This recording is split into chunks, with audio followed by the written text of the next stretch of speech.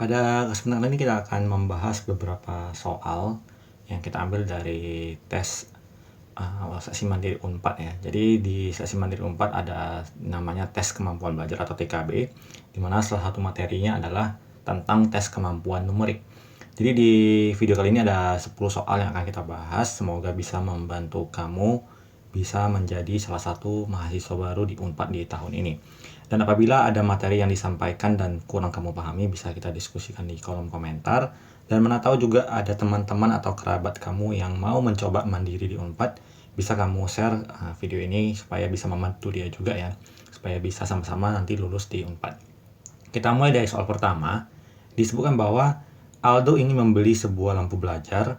Terdapat 4 toko yang menjual lampu belajar. Keempat toko tersebut menjual dengan harga dan diskon yang berbeda-beda. Harga dan diskonnya dapat dilihat pada tabel berikut. Ada toko Meteor dengan harga 90.000 dan diskon 6%. Toko Bulan dengan harga 100.000 dan diskon 20%. Toko Bintang dengan harga 95.000 dan diskon 10%. Toko Awan dengan harga 105.000 dan diskon 15%. Jadi ditanyakan adalah kalau Aldo mempunyai uang sebesar 85.000, maka Aldo dapat memilih untuk membeli lampu belajar di toko mana. Dengan demikian kita disuruh mencari toko yang memiliki harga jual yang di bawah 85.000. Artinya kalau misalkan harga barangnya 90.000 dan setelah diskon misalnya 86.000, artinya uangnya tidak cukup. Dengan demikian kita mau mencari harga yang setelah didiskon itu harganya di bawah 85.000. Jadi pertama kita cari dulu diskon 6% dari 90.000. Berarti kalau kita mau mencari diskon, berarti diskonnya adalah 6 per 100 dikalikan dengan harganya 90.000. Maka kita peroleh diskonnya sebesar 5.400. Artinya harganya dikurangi sebesar 5.400. Maka harga akhirnya, harga yang akan kita bayarkan adalah sebesar 90.000 dikurang dengan 5.400. Dapatnya 84.600. Dan karena berada di bawah 85.000, berarti kita bisa membeli di toko Meteor. Kemudian toko Bulan dengan harga 100.000 dan diskon 20%, berarti diskonnya 20 per 100 dikalikan dengan harga 100.000, berarti sebesar 20.000. Berarti harganya dikurangi 20.000. 100.000 dikurang 20.000 berarti harga akhirnya adalah 80.000. Artinya uangnya cukup. Kita lanjut ke toko ketiga, toko Bintang 95.000 dengan diskon 10%. Berarti 10% gampang dihitung ya. Jadi kita coret aja 0,1, berarti berkurang 9.500. Dan harga akhirnya adalah 95.000 dikurang 9.500. Jadi 85.500. Harganya sedikit di atas uang yang dimiliki, berarti tidak cukup ya untuk membeli di toko Bintang. Kemudian terakhir toko Awan, harganya 105.000 dengan diskon 15%, berarti 15 per 100 dari 105.000 itu sebesar 15.750.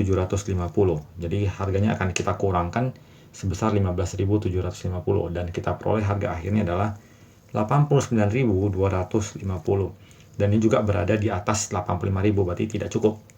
Maka dengan demikian si Aldo bisa membeli di dua toko, yaitu toko Meteor dan toko Bulan. Jadi jawabannya adalah yang option C. Kita lanjut ke soal kedua. Bu Ani membeli 3 gram emas dengan harga 2.250.000. Setiap tahun harga emas mengalami peningkatan sebesar 10%. Jika 3 tahun kemudian Bu Widi membeli 4 gram emas dengan uang sebesar 4 juta ya, berapakah uang yang diterima? Ini hasilnya namanya ibunya sama ya, salah satu ini. Oke, kita perhatikan. Disebutkan bahwa pada suatu waktu si Ibu Ani membeli 3 gram emas harganya 2.250.000. Berarti kita cari harga 1 gram emas.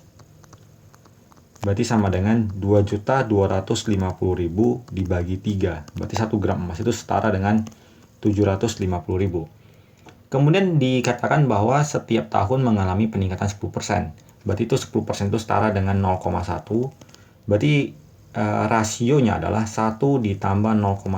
Berarti harganya dikalikan 1,1 selama 3 tahun. Berarti setelah 3 tahun harga emasnya itu per gramnya menjadi 750.000 dikali 1,1 dipangkat 3. 1,1 pangkat 3 hasilnya adalah 1,331. dikalikan dengan 750.000 berarti sama dengan 998.250. Ini harga untuk 1 gram emasnya. Jadi kalau dia sebutkan mau membeli 4 gram emas, maka 4 gramnya itu setara dengan 4 kali 998.250. Harganya adalah 2.993.000. Sorry, 3.393.000.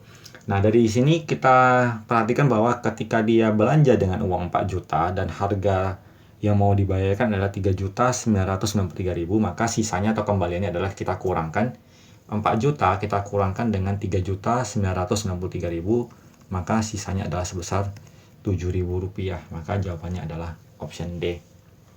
Kita lanjut. Dalam persen, bilangan 1/4 setara dengan berapa? Jadi untuk mempermudahnya kita ubah dulu nih ke bentuk pecahan biasa ya. 1 kali 4 ditambah 1 berarti 5/4. Untuk mengubahnya ke persen, kita kalikan dengan 100%. Kita hitung angkanya ini. Berarti 4 dengan 100 kita coret jadi 25. 5 kali 25 adalah 125%. Maka jawabannya adalah option D. Kita lanjut. Kali ini tentang soal statistika ya. Nilai rata-rata ujian 24 anak adalah 8,3. Kemudian setelah nilai 1 orang anak yang mengikuti ujian susulan dimasukkan, rata-rata nilai mereka menjadi 8,2. Berapakah nilai ujian anak yang mengikuti ujian susulan? Jadi di awal ada 24 orang anak yang dengan nilai rata-rata 8,3. Kemudian disebutkan bahwa ada 1 orang lagi yang dimasukkan, berarti itu menambah nilai ya, ditambahkan sebuah X. Dan tadi jumlah anaknya ada 24, ditambah 1 orang anak lagi menjadi 24 tambah 1. Inilah jumlah rata-rata barunya, yaitu sebesar sama dengan 8,2. Jadi ini bisa kita tukar jadi 25. Kita tuliskan 24 kali 8,3 ditambah X per 25 sama dengan 8,2. Untuk menghitungnya ini kita kalikan. 25 dikali 8,2, kemudian hasilnya kita kurangkan dengan 24 dikali 8,3. Maka nilai anaknya tadi si X adalah 25 kali 8,2 dikurang 24 kali 8,3. 25 kali 8,2 berarti 205. 24 kali 8,3 adalah 199,2. Kita kurangkan menjadi 5,8. Jadi jawabannya adalah yang di option A. Kita lanjut. Soal kelima tentang aritmatika sosial tentang untung rugi ya. Disebutkan bahwa Pak Rudi membeli 5 paket buku dengan harga 500.000 dan setiap paket terdiri dari 20 buku. Pak Rudi akan menjual kembali buku tersebut dengan untung 20% untuk setiap bukunya. Jika seorang pelanggan membeli 80 buku, berapakah uang yang diterima Pak Rudi? Jadi dia membeli 5 paket buku, yang satu paketnya itu 20 buku, berarti total buku yang dibeli adalah sebanyak 100 buah buku yang harganya adalah 500.000. Kalau kita bagi 100, berarti kita peroleh bahwa harga dari satu buku itu adalah 5.000. Nah, kemudian dia mau mengambil untung 20%. Berarti untung yang diambil adalah sebesar 20% dari harga modal. Itu sama dengan 1.000. Jadi dia mempunyai harga modal 5.000, untung 1.000, maka dia akan menjual dengan harga dijumlahkan, berarti dia jual harganya satu buku itu sebesar 6.000. Dan dibeli sebanyak 80 buku oleh seorang pelanggan, berarti yang terjual itu sama dengan 80 buku dikali harga jualnya 6.000.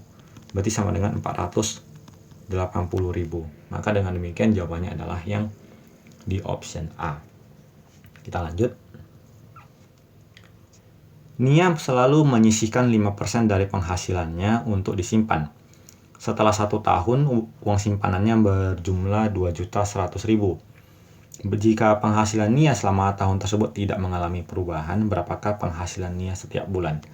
Kita misalkan penghasilannya ini sebagai nilai X yang mau kita cari. Di sini ada kata dari, dimana kalau matematika dari itu berarti kali, berarti 5% kali uang penghasilannya selama 1 tahun, berarti itu adalah 12 bulan dikali 12, mendapatkan hasil simpanan berjumlah 2.100.000. Kalau kita kalikan 5 kali 12 berarti 60x per 100 sama dengan 2.100.000. Maka kita cari X-nya dengan cara kita kali silang. 2.100.000 dikali 100 dibagi 60. Kita bisa coret nolnya, kemudian yang 60 dan 21 kita sederhanakan. Maka akan kita peroleh nilainya adalah sebesar 3.500.000. Jadi jawabannya adalah yang di option D. Kita lanjut. Dalam sebuah kelas terdapat 18 orang siswa yang menyukai pelajaran fisika, 8 orang yang menyukai pelajaran fisika dan biologi, serta 6 orang yang tidak menyukai keduanya. Apabila jumlah siswa dalam kelas tersebut adalah 40 orang, berapakah banyak siswa yang hanya menyukai fisika dan hanya menyukai biologi? Ini topiknya tentang diagram Venn. Kita gambarkan dua buah himpunan. Kita anggap ini himpunan fisika dan himpunan biologi, di mana total muridnya adalah sejumlah 40 siswa. Kita mulai dari data pertama. Kita mulai selalu mencari dari data irisannya yang menyukai keduanya. Jadi ada 8 orang yang menyukai pelajaran fisika dan biologi. Kita tempatkan 8 orangnya di tengah-tengah. Kemudian ada 18 orang yang menyukai pelajaran fisika, di mana sudah ada 8 orang yang teriris dengan biologi, berarti yang hanya menyukai fisika sebanyak 10 orang. 18 dikurang 8. Kemudian ada 6 orang yang tidak menyukai keduanya, kita tempatkan di luar. Dan ini ada satu bagian yang kosong, kita anggap sebagai X. Berarti jumlah dari semua ini 10 dengan 8 dan X dan 6 totalnya harus sama besar dengan jumlah semua siswanya 40. Berarti 10 tambah 8 tambah X tambah 6 sama dengan 40. Berarti ini dapatnya 10 tambah 8 18 tambah 6 berarti 24 ditambah X sama dengan 40. X-nya adalah 40 dikurang 24 16. Kita gantikan X-nya ini 16. Pertanyaan di soal adalah berapa banyak siswa yang hanya menyukai fisika yang ini dan yang hanya menyukai biologi yang ini. Berarti jawabannya adalah 10 ditambah 16 sama dengan 26. Maka jawabannya adalah option D. Kita lanjut. Jika X1 dan X2 adalah bilangan-bilangan yang memenuhi X kuadrat kurang 5X tambah 4 sama dengan 0, berapakah nilai dari X1 kuadrat ditambah X2 kuadrat? X1 kuadrat, X kuadrat dikurang 5X tambah 4. Ini bisa kita tuliskan bahwa A-nya itu adalah koefisien dari X kuadrat itu 1, B-nya itu adalah koefisien dari X yaitu min 5, dan C-nya adalah konstantanya yaitu 4. X1 tambah X2 rumusnya adalah min B per A. Berarti min dari min 5 per 1 jawabannya adalah 5. X1 kali X2 rumusnya adalah C per A. Berarti 4 per 1 sama dengan 4. Nah, pertanyaan sendiri adalah X1 kuadrat tambah X2 kuadrat. Ini rumusnya adalah X1 tambah X2 kuadrat dikurang 2X1 X2. Maka X1 tambah X2-nya adalah 5, menjadi 5 kuadrat. Dikurang 2 kali X1 X2 nilainya adalah 4. Maka jawabannya adalah 25 dikurang 8, jawabannya adalah 17. Jawabannya adalah yang option D. Kita lanjut. Jika A sama dengan B tambah 8 dan B sama dengan A tambah B per 4, maka A tambah 2B sama dengan titik-titik. Jadi kita perhatikan yang pernyataan kedua, B sama dengan A tambah B per 4. Kita bisa kali silang ini menjadi 4B sama dengan A tambah B. Kemudian nilai A-nya kita substitusikan B tambah 8. Berarti 4B sama dengan B tambah 8 tambah B. Kita pindahkan B-nya ke kiri, B-nya ke kiri, berarti dikurang. 4B dikurang B dikurang B menjadi 2B sama dengan 8, B-nya sama dengan 4. Dari sini kita kembalikan lagi ke persamaan awal bahwa A sama dengan B tambah 8. Berarti A-nya sama dengan B, 4 ditambah 8 sama dengan 12. Pertanyaannya adalah A tambah 2B. Berarti A tambah 2B itu sama dengan A-nya 12 tambah 2 kali B, B-nya adalah 4. Berarti 12 ditambah 8, jawabannya adalah 20, option D. Kita lanjut. 3 akar 2 ditambah 4 akar 32 tambah akar 50 tambah 2 akar 3 kurang 9 akar 2 sama dengan berapa? Kalau kita perhatikan, bentuk 3 akar 2 ini, akar 2 udah paling sederhana, akar 3 juga, akar 2 juga. Yang menjadi fokus kita adalah menyederhanakan dulu bentuk 4 akar 32 dan akar 50. Kita kesampingkan dulu, kita tulis 4 akar 32, berarti itu sama dengan 4 dikali akar dari. Kita mau memikirkan angka apa yang bisa kita rombak dari angka 32 ini sehingga bisa diakarkan, yaitu 16 dikali 2. Di mana akar 16 adalah 4. Jadi akar 2-nya tertinggal di dalam akar. 4 kali 4 berarti 16 akar 2. Jadi bentuk 4 akar 32 ini bisa kita rombak menjadi 16 akar 2. Begitu juga dengan akar 50, kita rombak menjadi akar dari 25 dikali 2, di mana akar 25 itu adalah 5. Jadi jawabannya adalah 5 akar 2. Maka bentuk soalnya kita ubah kembali menjadi 3 akar 2 tambah 16 akar 2 tambah 5 akar 2 kali 2 akar 3 kurang 9 akar 2. Jadi sini ada jebakan, ada tanda kali, maka harus kita kerjakan dulu yang kali.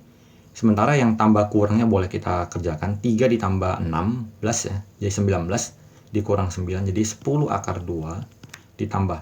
Kalau kita jumpai bentuk akar seperti ini, kita kalikan angka dengan angka, 5 kali 2 jadinya 10, akar dengan akar 2 kali akar 3 adalah akar 6. Maka jawabannya adalah 10 akar 2 tambah 10 akar 6. Kalau kita perhatikan di jawaban belum ada jawaban yang tepat, maka kita faktorkan angka 10-nya keluar menjadi akar 2 ditambah akar 6. Berarti jawabannya adalah option B. Jadi demikian beberapa soal yang bisa kita bahas untuk tes seleksi mandiri Unpad ya di bagian TKB-nya. Semoga bermanfaat bagi kalian semua, dan tentu harapan kita adalah bisa membantu kamu bisa lulus di seleksi mandiri Unpad tahun ini. Semoga kamu bisa menjadi salah satu calon mahasiswa baru Unpad. Semoga bisa dipahami dan selamat belajar ya. Sampai jumpa di video pembahasan berikutnya.